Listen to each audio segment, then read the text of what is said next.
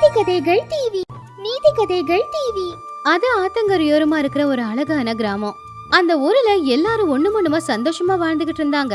ஆனா அந்த ஊரோட தலைவரான ராமையா அவரு கூட பிறந்த தம்பியான சுப்பையாவுக்கு நடுவுல மட்டும் பேச்சுவார்த்தை இல்ல. அவங்க 2 பேரும் வீடு பக்கத்து பக்கத்துல இருந்தாலும் 2 வீட்டுக்கு நடுவுல ஒரு முள்வேலி இருந்துச்சு. 10 ஏக்கர் பூமிய பங்கிடும் போது வந்த சின்ன சண்டை ஒரு பெரிய பகையா மாறி 2 குடும்பங்களும் பேசிக்கிறதே இல்ல. ராமையாவோட ஒரே ஒரு மருமக தான் வெங்கடேசன். ரொம்பவும் நல்லவன், ரொம்பவும் புத்திசாலியும் கூட. ஒரு பண்டிகை அன்னைக்கு மருமக வெங்கடேசனும் மக கௌரியும் ராமையா வீட்டுக்கு வந்தாங்க. தடவையா வீட்டுக்குள்ள வந்த வெங்கடேசனுக்கு அங்க சூழ்நிலை ரொம்ப அமைதியா வித்தியாசமா தெரிஞ்சது. வாங்க மாப்பிள்ள, வழியெல்லாம் எப்படி இருந்துச்சு? மாட்டு வண்டியில தானே வந்தீங்க? சரி உள்ள வாங்க, தண்ணி குடிங்க. மாட்டு வண்டியில வந்தது நல்லா தான் இருந்துச்சு மாமா. ஊருக்குள்ள வந்ததும் ஜில்லுன்னு காத்துப்பட்ட உடனே எல்லா கஷ்டமும் போயிடுச்சு. ஆமா, வயல் வேலைலாம் எப்படி நடக்குது? வயல் வேலைக்கு என்ன மாப்பிள்ள, நல்லா தான் நடந்துகிட்டு இருக்கு. பண்டிகை அன்னைக்கு மகாலட்சுமி மாதிரி இருக்கிற என் பொண்ணையும் உங்களையும் வீட்டுல பாக்குறது தான் என் மனசுக்கு ரொம்ப நிறைவா இருக்கு. அப்போ உள்ள இருந்து வந்த சீதம்மா, அடடே மாப்பிள்ள வந்துட்டீங்களா? வாங்க வாங்க. கௌரி, வந்த உடனே உங்க அப்பா கிட்ட என்ன பேச்சு? மாப்பிள்ளைய நிக்க வச்சுக்கிட்டு வாங்க, குளிச்சுட்டு முதல்ல வந்து சாப்பிடுங்க. இதோ வரேம்மா. அப்பாவை பார்த்து ரொம்ப நாள் ஆச்சுல, அதான். அப்பா, சித்தப்பா எப்படி இருக்காரு அப்படின்னு கௌரி கேட்டாலோ இல்லையோ திடீர்னு ராமையாவோட முகம் மாறி போச்சு. அவரு ரொம்ப கோவமா, கௌரி, இந்த வீட்டுல அவன் பேரை சொல்லக்கூடாதுன்னு உனக்கு தெரியாது? எங்க 2 பேருக்கு நடுவுல இருந்த உறவு அருந்து போச்சு. அவன் எப்பவோ செத்து போயிட்டான். என்ன மாமா, பண்டிகை அன்னைக்கு இப்படி பேசுறீங்க? 2 பேரும் அக்கம் பக்கத்துல இருக்கிறவங்க மட்டும் கிடையாது, ஒரே தாயோட வயித்துல பிறந்தவங்க நீங்க. சின்ன சின்ன பிரச்சனைக்கெல்லாம் இப்படி பிரிஞ்சு இருக்கிறது நல்லா இல்ல மாமா. உங்களுக்கு தெரியாது மாப்பிள்ள, அந்த 10 ஏக்கர் பூமியில நான் எவ்வளோ கஷ்டப்பட்டிருக்கேன் தெரியுமா? ஒவ்வொரு மரத்தையும் நான் தான் நட்டு வளர்த்தேன். ஆனா அவன் அநியாயமா பாதி பூமிய அவனுக்கு வேணும் அப்படின்னு கேட்குறானே. ஊருக்காரங்க முன்னாடி என்ன அவன் அவமானப்படுத்தனா? என்னை எதிர்த்து நிக்கிறவங்கிட்ட எனக்கு உறவென்ன வேண்டி கிடக்குது? மருமக சிரிச்சுக்கிட்டே, மாமா, தோட்டத்துல இருக்கிற மரம் நிழலையும் கொடுக்கும், இனிப்பான பழங்களையும் கொடுக்கும். அதே மாதிரி கூட பிறந்தவங்க கூட இருந்தாதான் நல்லா இருக்கும். இடத்துக்காக தம்பிய தள்ளி வைக்கிறது தப்பில்லையா மாமா? இது இடத்துக்காக வந்த சண்டையா இருக்கலாம், ஆனா ஊருக்காரங்க முன்னாடி எனக்கு நடந்த அவமானத்தை நான் என்னைக்கும் மறக்க மாட்டேன் மாப்பிள்ள. இனிமே இதை பத்தி நாம பேச வேண்டாம். நீங்க என் வீட்டுக்கு வந்திருக்கிற மாப்பிள்ள, உங்களை நல்லபடியா பாத்துக்க வேண்டியது என் கடமை. இனிமே நீங்க இந்த விஷயத்த பத்தி பேசாதீங்க. மருமக எதுவும் சொல்லாம அமைதியா போயிட்டான். அன்னைக்கு சாயந்தர நேரம் வீட்டு தோட்டத்துல மாமியாரான சீதம்மா அழுதுகிட்டு இருக்கிறத அவன் கவனிச்சு உடனே அவங்க பக்கத்துல போனான். என்னங்க அத்த, பண்டிகை அன்னைக்கு கண்ணுல தண்ணி வருது. மாமாவோட கோபம் உங்களை பாதிக்குதா? சீதம்மா கண்ணீரை தொடச்சுக்கிட்டு, என்ன மாப்பிள்ள பண்ண சொல்றீங்க? பண்டிகை நாள் அன்னைக்கு குடும்பம் ஒன்னா இல்லைன்னா அழுகதானே வரும். எங்க குடும்பத்துக்கு சின்ன மருமகளா வந்தாலே லக்ஷ்மி, அவ என் கூட பிறக்காத தங்கச்சி மாதிரி. ஆனா 10 வருஷமா அவகிட்ட பேசல. வேலைக்கு இந்த பக்கம் நான் அழறேன், வேலைக்கு அந்த பக்கம் அவ அழறா. இவங்களுக்கு நடுவுல நாங்க மாட்டிக்கிட்டு தான் முழிக்கிறோம். கவலைப்படாதீங்க அத்த, வேலி இருக்கிறது 2 வீட்டுக்கு நடுவுல தான், 2 மனசுக்கு நடுவுல இல்ல.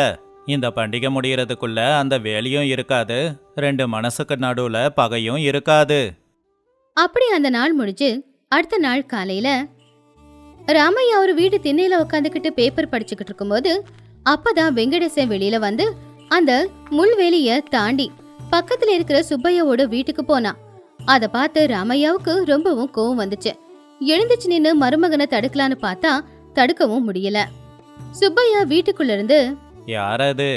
எங்க வீட்டுக்கு புதுசா யாரோ வராங்க போல இருக்கே. புதுசா யாரும் வரல மாமா, நான் உங்க வீட்டு மாப்பிள்ள வந்திருக்கேன். வணக்கம் மாமா. சுப்பையா ஆச்சரியமா, அட வாங்க மாப்பிள்ள, வீட்டுக்குள்ள வாங்க. ஆனா என் வீட்டு வாசலை மிதிச்சிங்கன்னு உங்க மாமாவுக்கு தெரிஞ்சா அவ்வளவுதான், உங்களை உண்டு இல்லைன்னு ஆக்கிடுவாரு. அவரு கோவப்பட்டா பட்டுக்கிட்டோம் மாமா, அதுக்குன்னு உறவு இல்லைன்னு ஆயிடுமா? ஆமா, நீங்க நல்லா இருக்கீங்களா? சுப்பையாவோட மனைவியான லக்ஷ்மி உள்ள இருந்து ஓடி வந்து, மாப்பிள்ள எப்படி இருக்கீங்க மாப்பிள்ள? எங்க அக்கா எப்படி இருக்காங்க? ஐயோ, என் பொண்ணு கௌரி நல்லா இருக்காளா? அவங்களெல்லாம் பார்த்து பேசி எவ்வளவு நாள் ஆச்சு. 2 பேரும் நல்லா இருக்காங்களா மாப்பிள்ள? எல்லாரும் நல்லா இருக்காங்க. மனசுக்குள்ள இவ்வளோ பாசத்தை வச்சுக்கிட்டு என்ன கோபம் உங்களுக்கு? அப்படி உங்க 2 பேருக்கு நடுவுல என்ன பிரச்சனை தான் நடந்தது? தப்பு என்னோடது இல்லப்பா, அவரோடது தான். அப்பா இறந்ததுக்கு அப்புறம் எல்லாத்தையும் அவரு தான் பார்த்துக்கிட்டாரு. அதுக்குன்னு பங்கு பிரிக்க வரும்போது அந்த 10 ஏக்கர் பூமியும் அவருக்கே வேணும்னு கேட்டா எப்படி? நானும் என் அப்பாவுக்கு புள்ள தானே, அதுல சரி பாதி எனக்கும் தானே கொடுக்கணும். வேற வழி இல்லாம பஞ்சாயத்துக்கு போய் என்னோட பங்கை வாங்கிக்கிட்டேன். இதுக்கு வேற வழி இல்ல. ஆனா சொத்துக்காக அண்ணனை ஒதுக்கி வைக்கிறது தப்பு இல்லையா? உங்களுக்காக அவர் எவ்வளோ கஷ்டப்பட்டிருப்பாரு. நீங்க நடக்கிறதுக்கு முன்னாடியே உங்களை தூக்கி நடந்தவராச்சே, அவரை ஒதுக்கி வைக்கலாமா? அவரு அப்பாவுக்கு சமம். அப்ப சுப்பையா, உண்மைதான்ப்பா. ஆனா எல்லாரும் முன்னாடியும் என்ன கூலிக்கார மாதிரி நடத்தினாரு. அந்த கஷ்டம் போகலையே, அதனால தான் எனக்கு இவ்வளவு கோவம். மாமா, ஒரு மரத்தோட கிளை உடைஞ்சிடுச்சு அப்படின்னு ஒரு மரத்தையே வெட்டுறது நியாயம் இல்ல. அந்த மாதிரி தான் சொத்து வேணும் அப்படிங்கிறதுக்காக உங்க அண்ணனை நீங்க ஒதுக்கி வைக்கிறதும் நியாயம் இல்ல.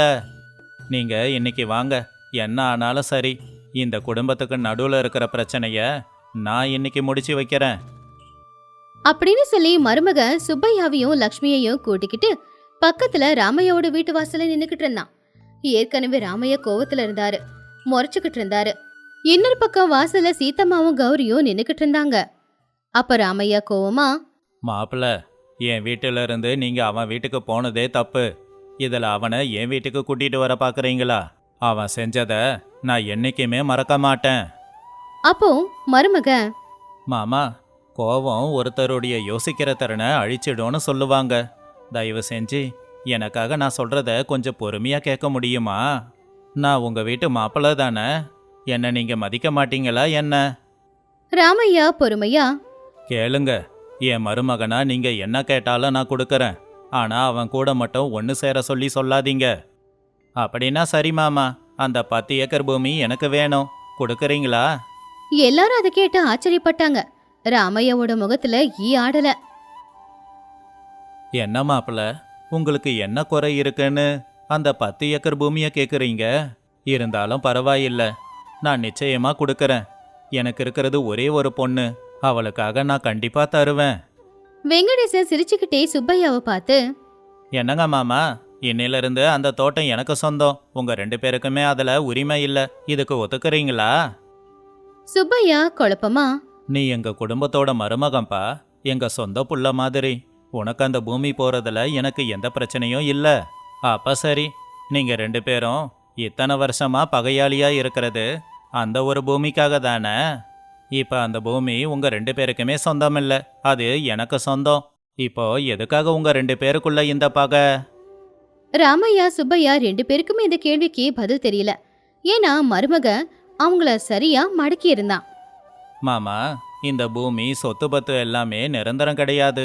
நாம போகும்போது அதை கையோட கொண்டு போக போறதும் இல்ல. அப்புறம் எதுக்காக இந்த சண்டையெல்லாம்? இந்த 10 வருஷத்துல நீங்க என்ன சம்பாதிச்சீங்க? 2 பொம்பளைங்களோட கண்ணீரை மட்டும்தானே?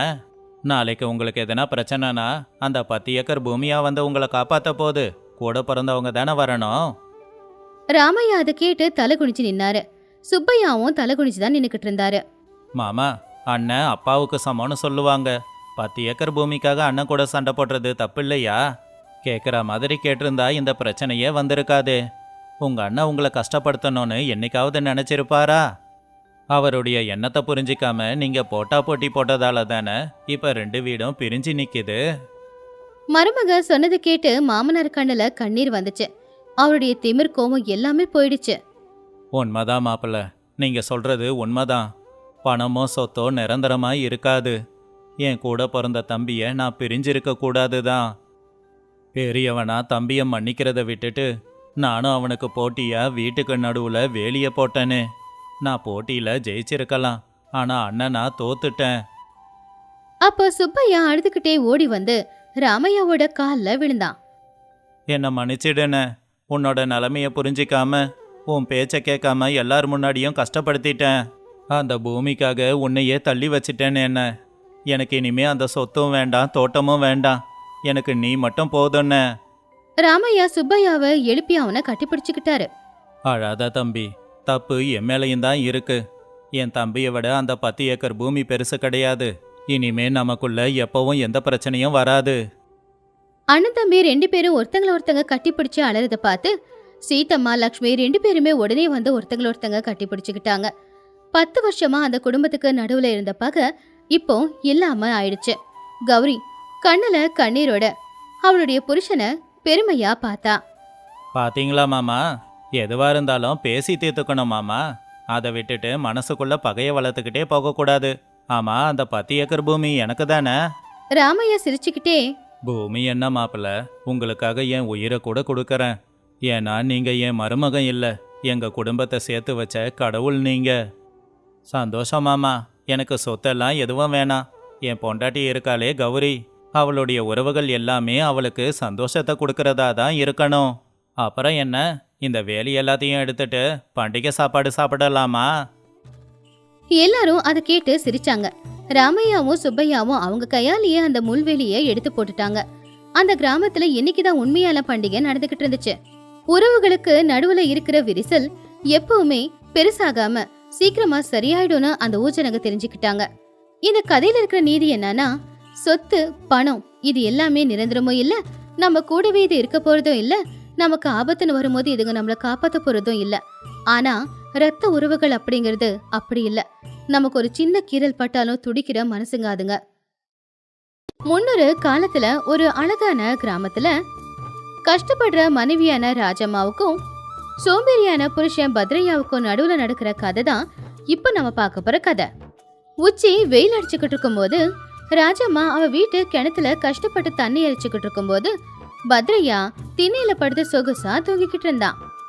ஏங்க ஏங்க இன்னும் நல்லா படுத்து தூங்கிக்கிட்டு இருக்கீங்களே, சூரியன் உச்சியில வந்து நின்னுக்கிட்டு இருக்கான். அந்த வெயில் கூடமா உங்களுக்கு உரைக்கல? இந்த தண்ணியை இறக்க முடியாம கயிறு இழுத்து இழுத்து கையெல்லாம் புண்ணா காய்ச்சிருக்கு. அப்போ விருப்பம் இல்லாம பத்ரையா எழுந்துச்சு உக்காந்து, என்ன ராஜம்மா உனக்கு பிரச்சனை? எதுக்கு இந்த நேரத்துல இப்படி சத்தம் போட்டுக்கிட்டு இருக்க? இது மதிய நேரம். ஏன் உனக்கு இந்த நேரத்துல தான் போய் தண்ணி இறைக்கணுமா? சாயந்தரம் போய் தண்ணி இறைச்சா வேணாங்குதா? சாயந்தரம் தண்ணி இறைக்கிறதா? அங்க கண்ணுக்குட்டி தாகத்துல இருக்கு, வீட்டுல சமைக்கிறதுக்கு தண்ணி இல்ல. தண்ணி இறைச்சாதானே இந்த வேலையெல்லாம் நடக்கும். ஊர்ல ஆம்பளைங்க எல்லாரும் வேலைக்கு போய் 6 மணி நேரம் ஆச்சு. ஆனா இன்னும் நீங்க பகல் கனவு கண்டுகிட்டு இருக்கீங்க. பகல் கனவு காணல ராஜம்மா, எதிர்காலத்தை நினைச்சு பார்க்கறேன். கடவுள் எனக்கு பெரிய வாழ்க்கையை கொடுக்க போறாருன்னு தோணுது. எனக்கு என்னமோ எதிர்காலத்துல நான் ஜமீன்தாரா மாறுவேனோன்னு தோணுது. ராஜம்மா சிரிச்சுக்கிட்டே, ஐயோ ஜமீன்தாரையா, கொஞ்சம் போய் மாட்டு சாணத்தை கொண்டு வரீங்களா? எதிர்காலத்தை பத்தி யோசிக்கிறது இல்ல, இன்னைக்கு நாளுக்கு கஞ்சிக்கு ஏதாவது ஏற்பாடு பண்ணணும். பக்கத்து வீட்டு சுப்பையண்ண கூட சேர்ந்து காட்டுக்கு போய் 2 கட்டு விறகாவது வெட்டி கொண்டு வாங்க. என்னது விறகா?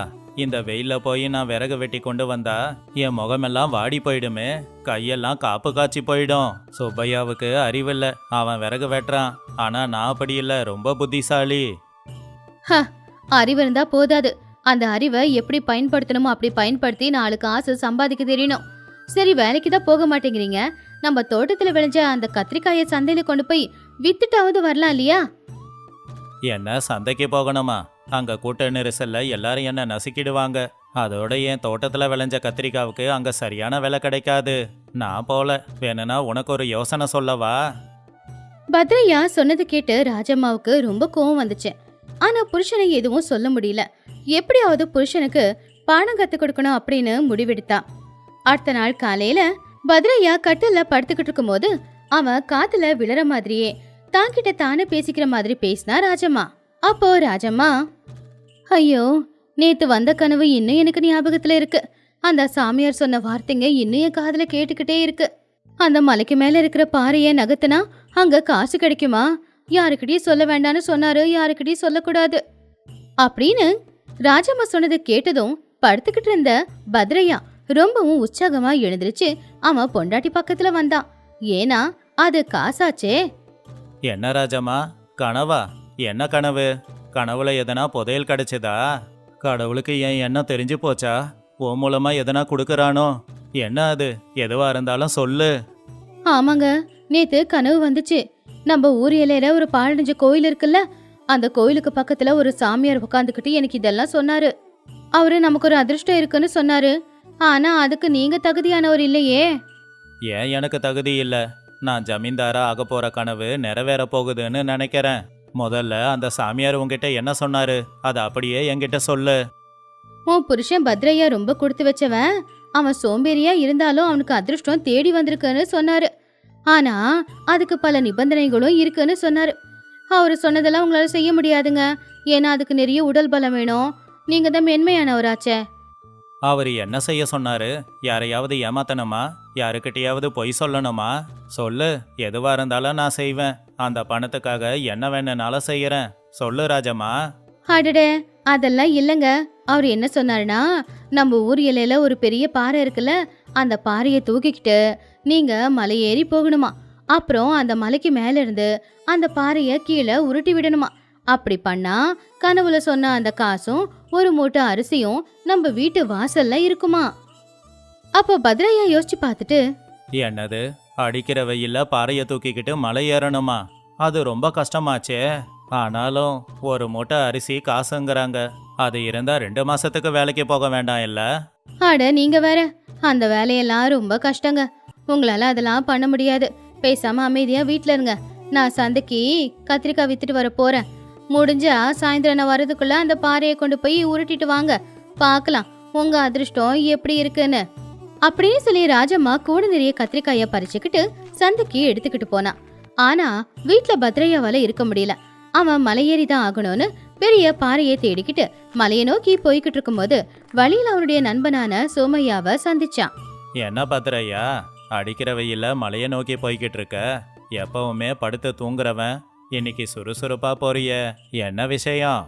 பத்ரையா பதட்டமா, ஒன்றும் இல்லை பத்ரையா, உடம்புக்கு சரியில்லைன்னு வைத்தியர்கிட்ட போனப்போ வெயில்ல கொஞ்ச நேரம் நடந்தா சரியாயிடும்னு சொன்னாரு. அதான் நடந்துகிட்டு இருக்கேன்.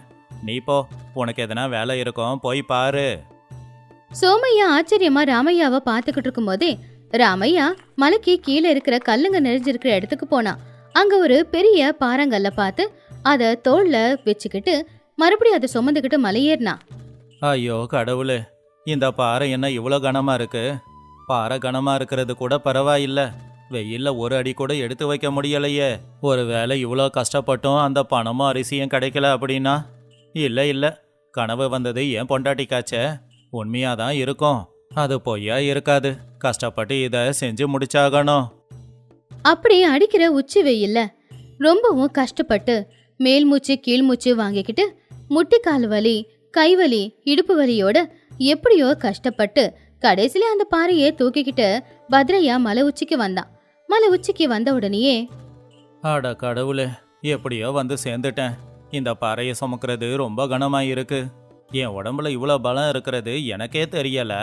ஆனா எப்படியோ அந்த முனிவர் சொன்ன மாதிரி எனக்கு அந்த காசும் அரிசியும் கிடைச்சா போதும். எப்பா சாமியாரே, கல்ல கொண்டு வந்துட்டேன். நீ சொன்னதெல்லாம் காலையில எனக்கு கொடுத்துடு. அப்படின்னு சொல்லி பத்ரையா சுமந்துக்கிட்டு வந்த பாறைய மலைக்கு மேல இருந்து கீழே உருட்டி விட்டான். அந்த பாறை கீழே உருண்டுக்கிட்டு வந்து ஒரு புதருக்குள்ள போய் விழுந்துருச்சு. வேலை முடிஞ்சதுக்கு அப்புறமா பத்ரையா ரொம்ப சந்தோஷப்பட்டான். அதுக்கப்புறம் பொறுமையா மலையை விட்டு இறங்கி வீட்டுக்கு வந்து சேர்ந்தான். சாயந்தரம் வியாபாரத்தை முடிச்சுக்கிட்டு ராஜம்மாவும் வீட்டுக்கு வந்தா. புருஷனோட நிலைமைய பார்த்து சிரிச்சா. ஏங்க, என்ன இது, முகமெல்லாம் வாடி போயிருக்கு, அங்கங்க சிவப்பு சிவப்பா இருக்கு, வேர்வையால நனைஞ்சு போயிருக்கு உங்க துணி, கால்ல வர அடிபட்டிருக்கு, நீங்க உண்மையிலேயே மலை ஏறினீங்களா? அப்போ அதை கேட்டு பத்ரையா சந்தோஷமா, ஏறுன ராஜம்மா, நான் ஏறுன. வெயில கூட பார்க்காம அந்த உச்சி மலைக்கு ஒரு பெரிய பாறையை தூக்கிக்கிட்டு போனேன். போயிட்டு மேல இருந்து அதை கீழே உருட்டி விட்டேன். நாளைக்கு உன் கனவுல வந்தபடியே எல்லாமே கிடைச்சிடும் தானே?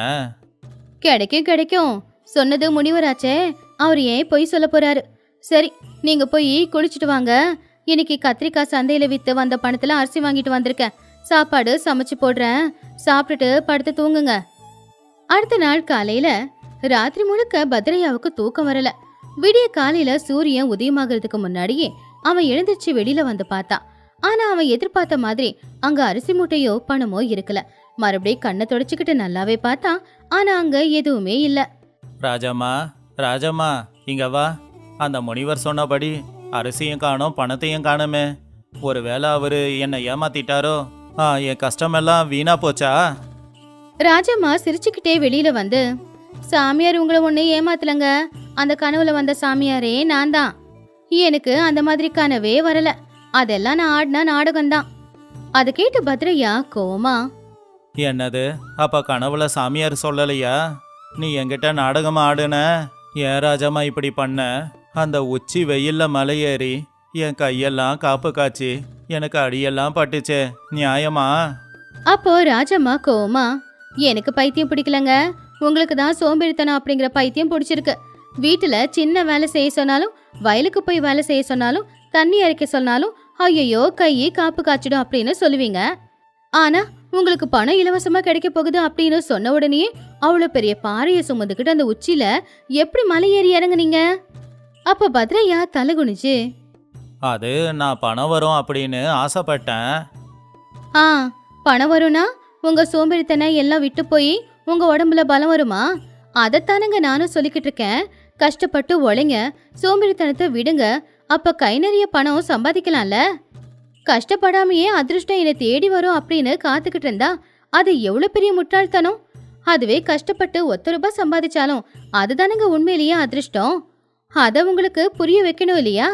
உங்க பலம் என்னன்னு உங்களுக்கு தெரியப்படுத்ததான் இப்படி பண்ண. பத்ரையா உண்மைய புரிஞ்சுக்கிட்டு கண்ணீரை தொடச்சுக்கிட்டு, உண்மைதான் ராஜம்மா, என்னோட சோம்பேறித்தனம் தான் என் எதிரின்னு நான் புரிஞ்சுக்கிட்டேன். கஷ்டப்பட்டு உழைக்கிறதுக்கும் கஷ்டமே படாம வீட்டுல உக்காந்துக்கிட்டு இருக்கிறதுக்கும் வித்தியாசம் தெரிஞ்சுக்கிட்டேன். இலவசமா பணம் கிடைக்கும்னு நான் பாறையை தூக்கிக்கிட்டு மலை ஏறினேன். ஆனா நான் கஷ்டப்பட்டு வேலை செஞ்சா அந்த பணம் நான் வேலை செஞ்சதுக்கு பலனா கிடைக்குமே. நீ எனக்கு நல்ல பாடம் தான் கத்து கொடுத்துருக்க, மன்னிச்சிடு ராஜம்மா. நீங்க உங்க தப்ப புரிஞ்சுக்கிட்டு அதுவே போதுங்க. நடந்ததை பத்தி யோசிக்காதீங்க. பகல் கனவு சும்மா கண்டுகிட்டு இருக்காதீங்க. கஷ்டப்பட்டு உழைச்சி பணம் சம்பாதிங்க. அப்போ ஜமீன்தாரனா ஆகலனாலும் பசி பட்டினியுமா இல்லாம ஊருக்குள்ள கௌரவமா ஒரு வாழ்க்கைய வாழலாம். அந்த வாழ்க்கையை விட வேற என்னங்க வேணும் நமக்கு? அன்னையில இருந்து பத்ரையா உடம்புக்குள்ள இருந்த சோம்பேறித்தனம் முழுசா போயிடுச்சு. தினமும் அவன் விடிய காலையிலே எழுந்திருச்சு குளிச்சு முடிச்சுட்டு கலப்பைய தூக்கிக்கிட்டு வயலுக்கு போய் அங்க கஷ்டப்பட்டு விவசாயம் செய்ய ஆரம்பிச்சான். வீட்டு வேலையிலயும் ராஜம்மாவுக்கு உதவிகளையும் செஞ்சுக்கிட்டு இருந்தான். ராஜம்மாவுடைய புத்திசாலித்தனத்தினால சோம்பேறி புருஷனோட மனசை மாத்தி இருந்தா. சில நாட்கள்லயே அவங்க வயல் பச்சை பசேல்னு நிறைய விளைச்சல கொடுத்து நிறைய லாபமும் கிடைச்சது. இந்த கதையில இருக்கிற நீதி என்னன்னா, சோம்பேறித்தனம் அப்படிங்கிறது நமக்கு எதிரி அப்படிங்கிறது சும்மா கிடையாது. சும்மா படுத்துக்கிட்டே பணம் கூரையை பிச்சுக்கிட்டு கொட்டுன்னு உட்காரதுக்கு பதிலா கஷ்டப்பட்டு உழைக்க ஆரம்பிச்சோம் அப்படின்னா நம்ம உழைப்புக்கேத்த பலனை நாமளே சம்பாதிக்கலாம்.